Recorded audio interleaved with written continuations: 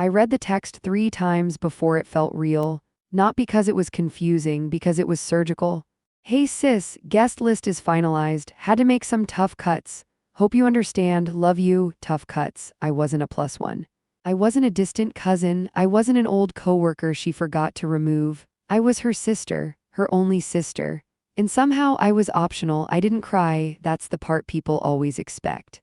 But when something cuts deep enough, it doesn't bleed right away. It freezes you. I sat there on my couch, phone glowing in my hand, rereading the message like maybe the words would rearrange themselves. Maybe I'd missed something. Maybe this was a joke, maybe she meant someone else, but there it was, clear, cold, deliberate. I opened Instagram, that was my second mistake. There she was, Brielle Quinn, blonde curls, coral lipstick. Surrounded by women in matching satin robes, champagne flutes raised. The caption read, said yes to the dress with my 200 favorite people. Let the countdown begin. 200 people made the cut. And I wasn't one of them. That was the moment something inside me shifted. Not loudly, not dramatically, quietly, like a door closing in another room. I called my mother. She answered too quickly. Hey, sweetheart. Too bright, too rehearsed. Did you know I'm not invited to Brielle's wedding? There was a pause, not long, but long enough. Oh, honey, don't do this. Don't do this. Like I was the one creating tension, like I'd fabricated the exclusion. It's just a wedding, she said. They had to keep it small. Small, I swallowed. She invited 200 people. Silence again, then the soft exhale. You're overreacting. There it was, the word that had followed me since childhood. Overreacting? I overreacted when I asked why Brielle always got the newer phone. I overreacted when I questioned why I had to clean up her messes. I overreacted when I asked why my achievements were nice, but her minor milestones were extraordinary. I was always too much. Until I was nothing. Here's the part no one sees. I had spent 10 years holding that family together.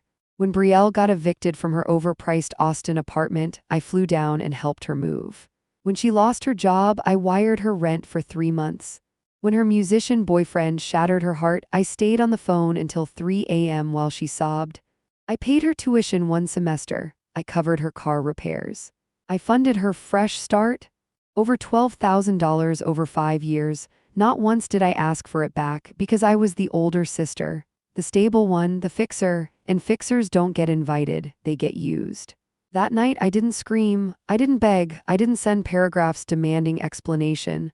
I did something far more dangerous. I stopped. I set my phone face down, walked into my kitchen. Stared at my reflection in the stainless steel sink. And for the first time in years, I asked myself something radical. What would happen if I didn't fix this? What would happen if I let them feel the absence, not my anger, not my argument? My absence? Because here's the truth no one tells you, people only notice your value when you remove it. I opened a travel app, not dramatically, almost casually, like I was browsing, but I wasn't browsing, I was deciding. Luxury getaways? One name stopped me, Dubai, the kind of place you go when you're done explaining yourself.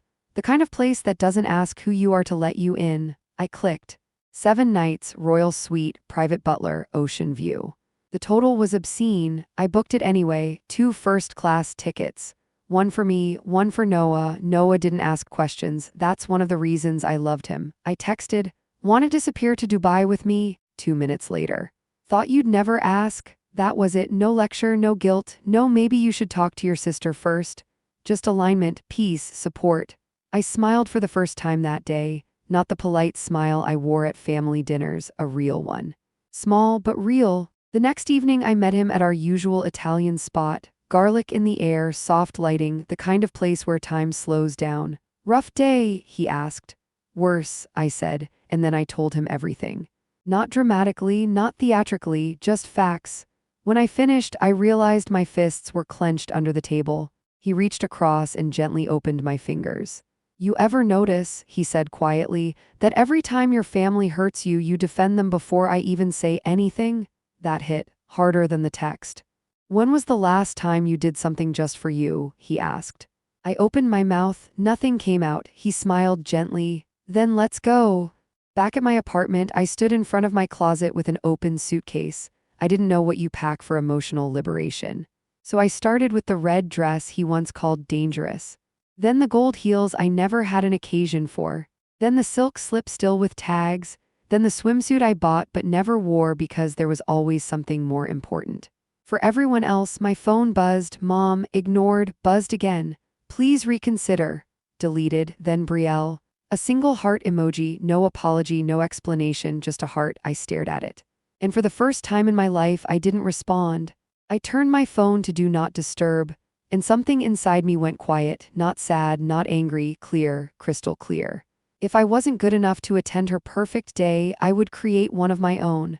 The morning we left, I removed the necklace my mom gave me at graduation, the one that said Big Sister. I placed it gently on my bathroom counter. Not violently, not dramatically, just finished. I zipped my suitcase, locked my door, and didn't look back. On the plane, I took a photo, our legs stretched out in first class. Champagne glasses raised, clouds beneath us. Caption: cut from the guest list, upgraded to the royal suite. I didn't tag anyone, I didn't need to, because revenge doesn't scream, it whispers and waits. We landed in Dubai at sunset. The city glittered like it didn't care who had excluded me. The Rolls-Royce waited on the tarmac. The air was warm, dry, silk against my skin. As we drove toward the hotel, I pressed my forehead against the window, watching skyscrapers slice through gold sky, and I felt something I hadn't felt in years. Weightless. That night, standing in the royal suite looking out at the Arabian Gulf, I realized something. Being excluded wasn't the wound. Being expected to beg for inclusion was, and I was done begging, completely. But here's what they didn't know. A month before the wedding, an email had landed in my inbox. No subject line, no familiar sender, just one sentence. Chase Finley, you might want to double-check what he left behind in Austin. I almost deleted it. I wish I had, because when I opened the attachment, everything changed. And that is where this really begins. That email didn't look dramatic. No threatening language, no conspiracy tone, just documents, clean, official, public records. At first, I assumed it was spam, but something made me pause, maybe instinct. Maybe the quiet voice that had been right more times than I wanted to admit. I opened the attachment. It was a PDF, 32 pages, SEC inquiry summary, internal memos, compliance flags, and one name highlighted repeatedly. Chase Finley, my sister's fiancé, the man who posted Bible verses under engagement photos. The man who called my mother ma'am and brought expensive wine to Sunday dinners. The man everyone described as stable, responsible, ambitious. His signature was on 3 internal audit memos from a mid-level investment firm in Austin. The investigation wasn't criminal, not yet, but it was close. Manipulated investor projections. Questionable reporting practices. Funds misallocated temporarily to inflate quarterly performance. It wasn't gossip. It wasn't opinion, it was documented, time-stamped, archived, and the timeline. It matched the mysterious gap in his resume he always brushed off as career restructuring. My stomach dropped. I read it 3 times, slowly, carefully, looking for an error, a duplicate name, anything. There was none. I didn't call Brielle first. That's important. I called my mother, because in my family you don't go straight to the bride with something that could ruin the fantasy. You handle it properly. Mom, I said, trying to keep my voice steady, I got something about Chase. Silence. What kind of something? An SEC investigation file. Another silence, longer. He was flagged for manipulating investor statements in Austin. Her exhale came sharp through the phone. Harper, that tone. The one that meant I was about to be repositioned as the villain. Do not start digging for drama. I'm not digging, I said. It was sent to me. Then delete it. Delete it, like integrity was optional. Mom, there are documents. Memos, his signature, I don't want to see it, she snapped. And you are not bringing this to your sister before her wedding, do you understand me? My chest tightened. I just want to make sure she knows who she's marrying. And I want you to stop trying to control everything. Control, I almost laughed. I'm not controlling anything, I'm trying to protect her. She lowered her voice. The way she did when she wanted to sound reasonable. Harper, not everything is your responsibility. The irony, you're not the bride, she continued. Don't poison her big day because you're uncomfortable with her being happy. There it was. The pivot, this wasn't about fraud. It was about me, my supposed discomfort, my jealousy, my inability to let Brielle shine. That narrative had always worked before. But this time, it didn't land the same. I'm sending you the file, I said. Don't, she replied immediately. I'm sending it. If you bring this up to her, you will ruin everything. And then she said the line that still echoes in my head. Don't make this about you. I ended the call, but I didn't send the file. Not yet. Instead, I texted Brielle. I need to talk to you about something important. It's about Chase. No response. 10 minutes passed, then 20, then an hour. I checked again, message delivered, but no reply. The next morning, I tried to open her profile. Blocked, just like that. 3 days blocked, no explanation, no curiosity, no what is it? Just silence, cold, surgical, and on day 4 she unblocked me. Not to ask what I'd found, not to check if I was okay, just one message. Guest list is finalized, hope you understand.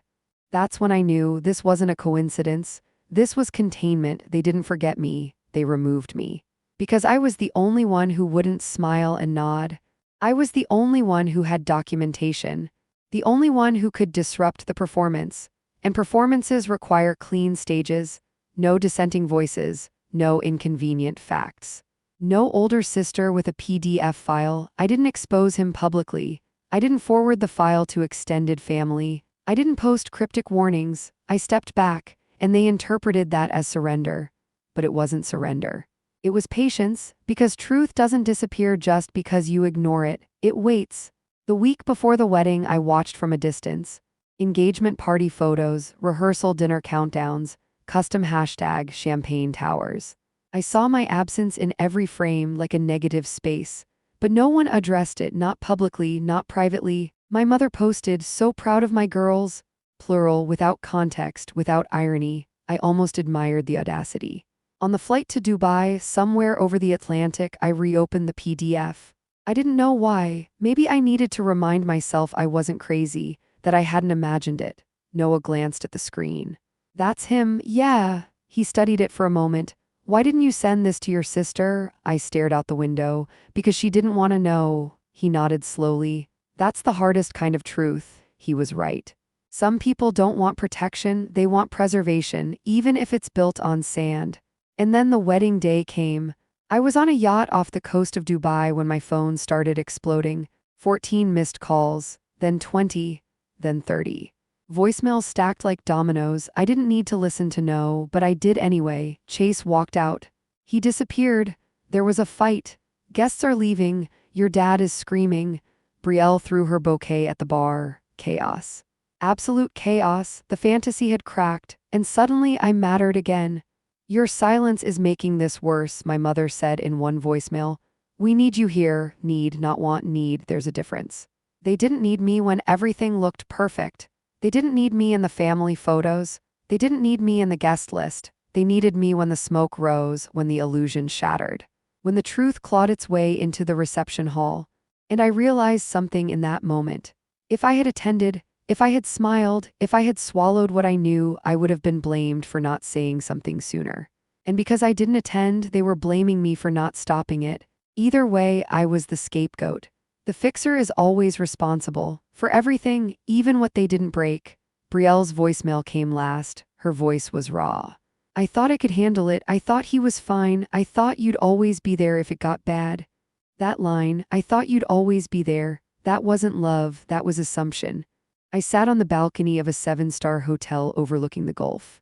Phone glowing in my hand, city glittering behind me, and I felt something strange. Not vindication, not satisfaction, just confirmation. They didn't cut me because I didn't matter. They cut me because I saw too much. I typed 3 messages that night. To Tessa, thank you for telling me. To my mother, I'm not coming back, handle it. To Brielle, you cut me out when it was convenient. Don't reach for me now that it's not. And then I powered my phone off, not angrily, not dramatically, calmly, like locking a door I'd been holding open for years. But here's the twist. The next morning, I learned something that changed everything again.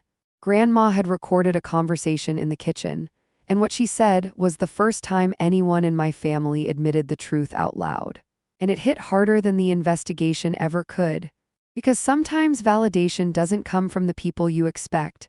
It comes from the ones who have been watching quietly all along. The audio file was only 2 minutes long. 2 minutes. That's all it took to undo 10 years of being invisible. Tessa had sent it late.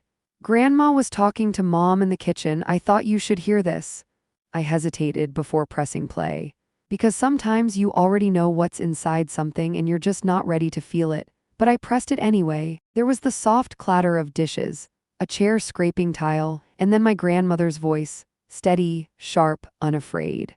You know what the real tragedy is? She said, a pause. That girl held this family together for years. I stopped breathing. She paid for things nobody talks about. She showed up when no one else did. Silence in the background. Then the sentence that cut straight through me, and when she saw the truth about that boy, she spoke up. I felt Noah's hand tighten around mine. Grandma continued. What did you all do? You punished her. You shut her out. You protected the fantasy. There was a long pause, and then, softer but somehow heavier, if you had invited her, maybe this wedding wouldn't have fallen apart.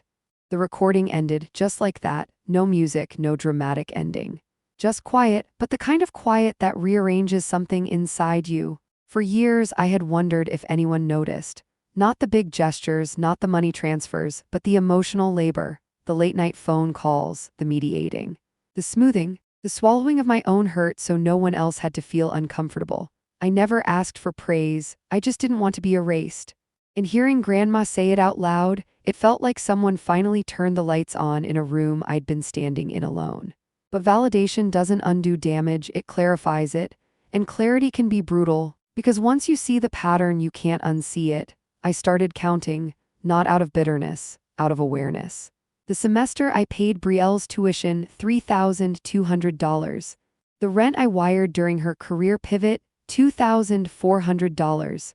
Car repairs, $1,700 total.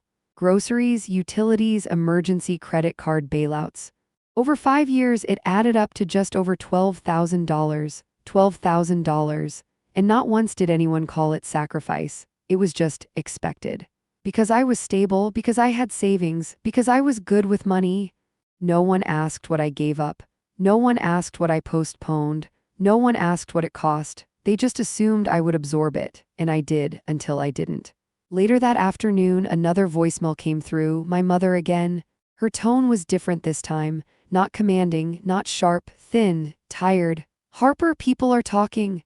That's what mattered, not Brielle's heartbreak, not the failed vows. Not the man who walked out. People are talking. Chase's old firm contacted Dean, she continued. Apparently this isn't the first time there were questions. I leaned back on the velvet couch of the royal suite, staring at the ceiling. The gold trim, the chandelier above me. The irony was almost poetic. I had tried to prevent embarrassment. They silenced me. Now embarrassment was the headline. And then came the real shift. An article, small, local Texas business journal. Nothing viral yet. Former investment associate under review for reporting discrepancies. No criminal charges, but reopened inquiry. Timing suspiciously aligned with a wedding that collapsed mid-reception. The internet doesn't need much. Speculation spreads faster than facts. Guests had posted photos, deleted them, reposted cryptic captions. Something happened. Rumors filled the gaps. And suddenly, the perfect wedding aesthetic didn't matter. The cracks were public. My mother called again. I didn't answer. She left a voicemail. You knew about this, didn't you? There it was, not concern, accusation. You could have prevented this. I laughed, actually laughed, alone in a 7-star hotel. Because the absurdity was almost impressive. When I warned them, I was dramatic. When it exploded, I was negligent. Either way, I was responsible. That's the trap of being the strong one. You're blamed for the storm and blamed for not stopping it. That evening, Noah and I walked along the private beach, the Burj glowing behind us, the water dark and endless. Do you regret not sending her the file directly? He asked gently. I thought about it, really thought about it. No, I said finally. Why? Because she didn't want truth, she wanted certainty. And you can't force someone to choose clarity. He nodded. You're not responsible for her denial. And that's when it hit me. I had been carrying not just financial weight, but emotional liability for everyone for years. If Brielle failed, I should have helped more. If Mom stressed, I should have handled it better. If Dad avoided conflict, I should have mediated. I was the emotional insurance policy. But no one insured me. That night, something else happened. A message from Aunt Carol, short, simple. No pressure, sweetheart, just wanted you to know we see what happened. You were right to protect yourself. We see two words I had waited my entire adult life to hear. Not from my mother, not from Brielle, but from someone outside the inner control circle. And that's when I understood something deeper. The narrative had been managed, carefully, for years. I was painted as intense, overprotective, controlling. So that when I spoke inconvenient truths, they could dismiss me easily. But when the performance collapsed, the paint peeled. And what was underneath was obvious.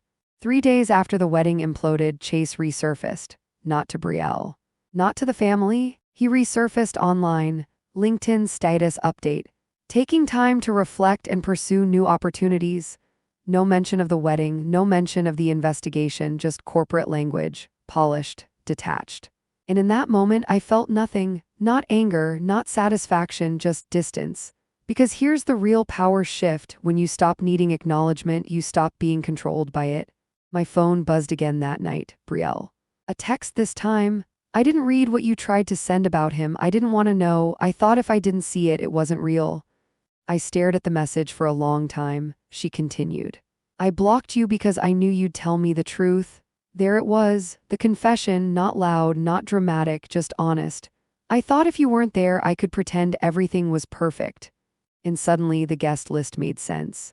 I wasn't cut because I was insignificant. I was cut because I was undeniable. I didn't reply immediately. For the first time in my life, I didn't rush to soothe. I let the silence sit. Let her feel it. Because absence teaches what presence never could. Later that night, sitting on the balcony, I realized something profound. Silent revenge isn't about destruction. It's about elevation. It's about stepping so far into your own life that the chaos behind you can't reach. And that's exactly what I had done. But the story wasn't finished. Because apologies are one thing, rebuilding trust is another. And my mother. She hadn't apologized, not once. Instead, she was preparing something else. A narrative, a shift. A subtle attempt to rewrite history, and I knew it was coming, because when control slips, people fight to regain it. Control doesn't disappear quietly, it reshapes itself. 3 days after the wedding collapsed, my mother posted on Facebook. A long paragraph, carefully worded. Family is everything. Even when storms come, we stand together. We protect our own, we move forward with grace. No names, no specifics, just a narrative. The comments filled in the blanks. So sorry you're going through this. Praying for Brielle. Family is strong because of you, because of you. I stared at the screen from the balcony in Dubai, watching the sun melt into the Gulf. Not one mention of the warning. Not one mention of the investigation. Not one mention of me. But then came the sentence that made my jaw tight. Sometimes misunderstandings create distance, but love always wins. Misunderstandings, that was the rewrite. It wasn't fraud. It wasn't denial.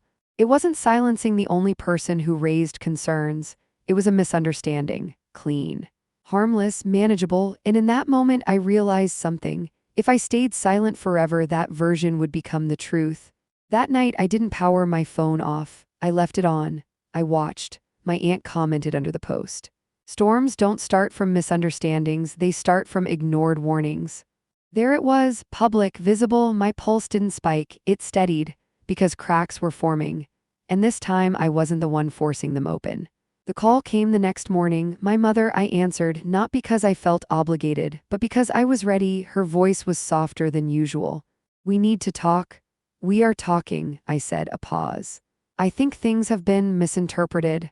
There it was again. Language, control lives in language. Misinterpreted? I repeated calmly.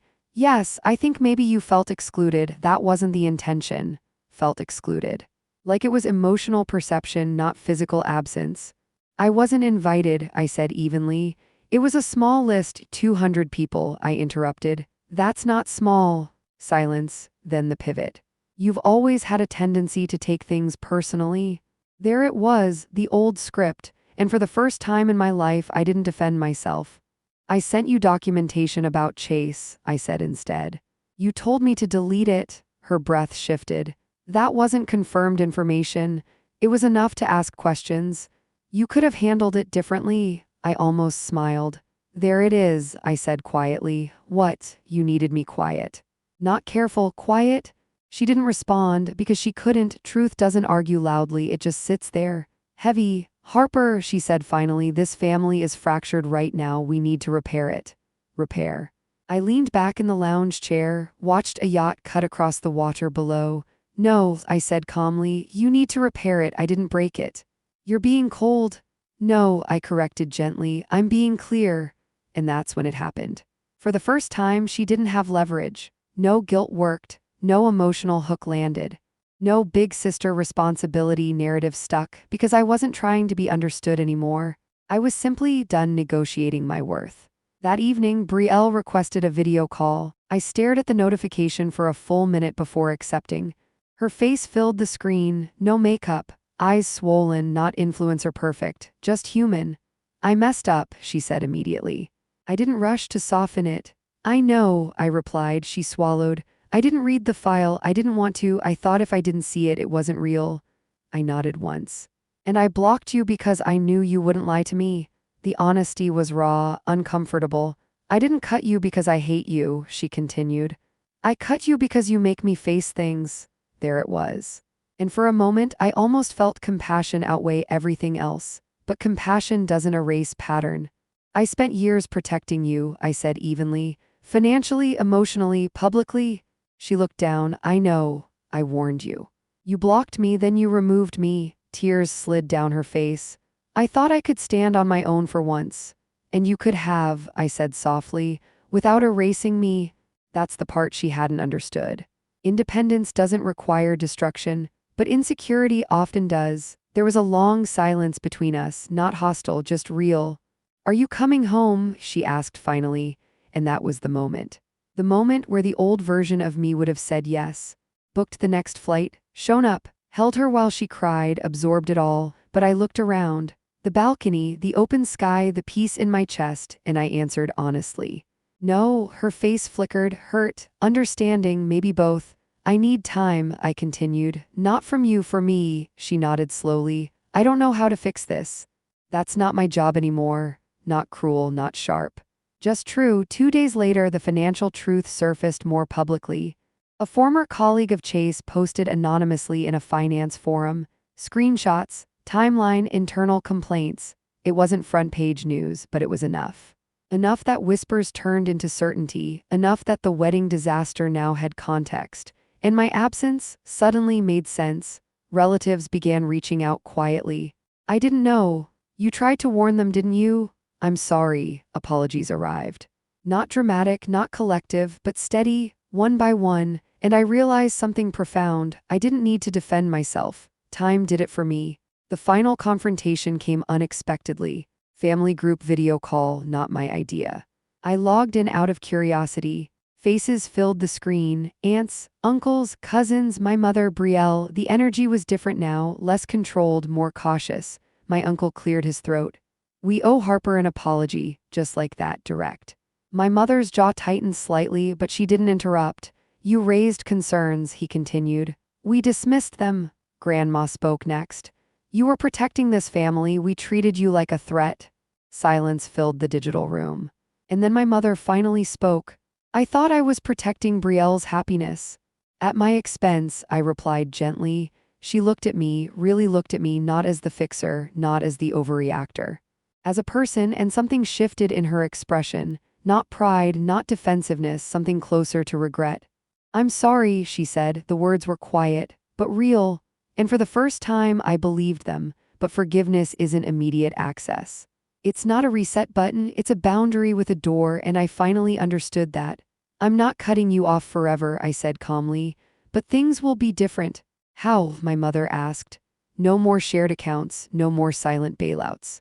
No more expecting me to absorb the fallout. No one argued because no one could. When the call ended, Noah looked at me carefully. How do you feel? I took a slow breath. Powerful, I said honestly, not because they apologized. Not because I was right, but because I didn't chase it. I didn't force it. I didn't beg for acknowledgement. I let absence teach what words never could.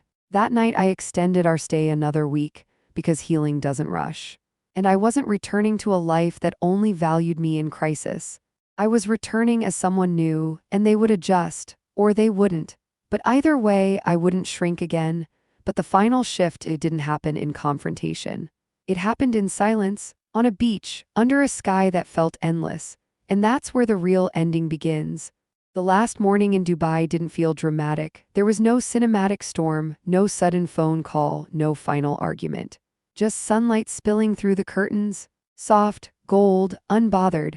And for the first time in years, so was I. I stood on the balcony barefoot, coffee in hand, watching the water stretch endlessly beyond the shoreline. The world looked big again. Not small, not tight, not suffocating. Big, and that's when it truly settled in. I hadn't just survived betrayal. I had outgrown it. People think revenge is loud, explosive, public, but the most powerful revenge is elevation. It's when the people who underestimated you are forced to watch you thrive without their validation. It's when the narrative they built about you quietly collapses, and you don't even lift a finger. The flight home was quiet. Noah slept beside me. I didn't. I stared out the window at the clouds and thought about the version of me from 5 years ago, the one wiring money without hesitation, the one mediating fights she didn't start, the one swallowing discomfort to keep the peace. I don't hate her. She did the best she could with what she knew, but she believed love meant sacrifice without limit. Now I know better. Love without respect is not love, it's access. When we landed in Dallas, my phone buzzed immediately. Messages, not chaotic, not dramatic, just different. Brielle, I started therapy. My mother, I'd like to take you to dinner, just us. No pressure. Aunt Carol. Proud of you. I didn't respond right away, not out of spite, out of balance. Because urgency used to control me, now it doesn't. The real test came a week later. Family dinner, small, intentional. I walked into my parents' house and something subtle had shifted. The air felt careful, respectful, not tense, just aware. My mother hugged me, not possessive, not performative, just present. Dinner wasn't about the wedding. It wasn't about chase, it wasn't about blame, it was about accountability. My father spoke first. I should have listened more. That was new. Brielle didn't make excuses. I ignored you because it was easier than facing the truth. Also new, but here's what mattered most. No one asked me to fix anything. No one handed me responsibility. They didn't look at me like the safety net. They looked at me like an equal, and that shift, that was the real victory. Later that evening, Brielle and I sat alone on the back porch. Texas air warm, crickets humming. I don't want to lose you, she said quietly. You won't, I replied, but I won't lose myself again either. She nodded. I didn't realize how much I relied on you. I didn't either, I admitted. And that was the truth. We both benefited from the old dynamic. She had security, I had identity. Now we were rebuilding without imbalance. Slowly, honestly, months passed. The investigation into Chase didn't become a headline scandal, but it quietly followed him, enough to stall his career. Enough to expose patterns, not because I exposed him publicly, because truth surfaces eventually.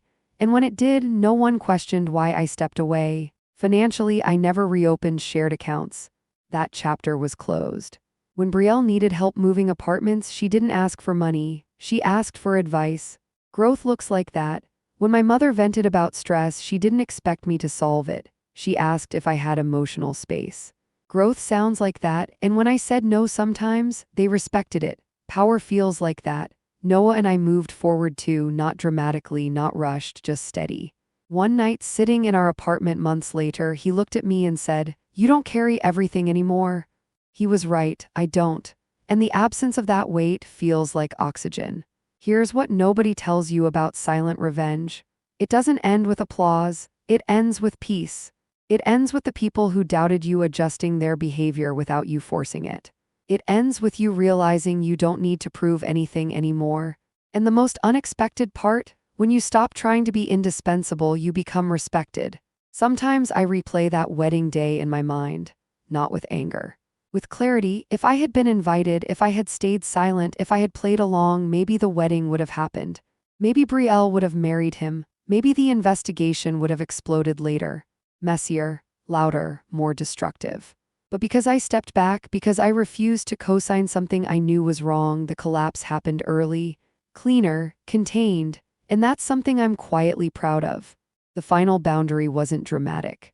It was a sentence I said months later when my mother started to slip back into old patterns. She began to say, "You're the strong one, you'll handle it." And I gently interrupted, "I'm strong. But I'm not responsible for everything." She paused, then nodded. And that was it. No argument, no guilt, just understanding. Because once you train people how to treat you differently, they either adapt or they lose access. The most powerful moment didn't happen in a confrontation. It happened alone, one ordinary Tuesday. I checked my bank account, healthy, stable, growing. I checked my calendar, balanced, intentional. I checked my phone, no chaos.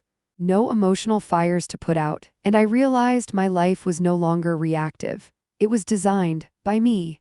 Brielle rebuilt too, not perfectly, but honestly. And our relationship, it's quieter now, healthier, less dependent. More respectful. We don't talk every day, we don't share everything.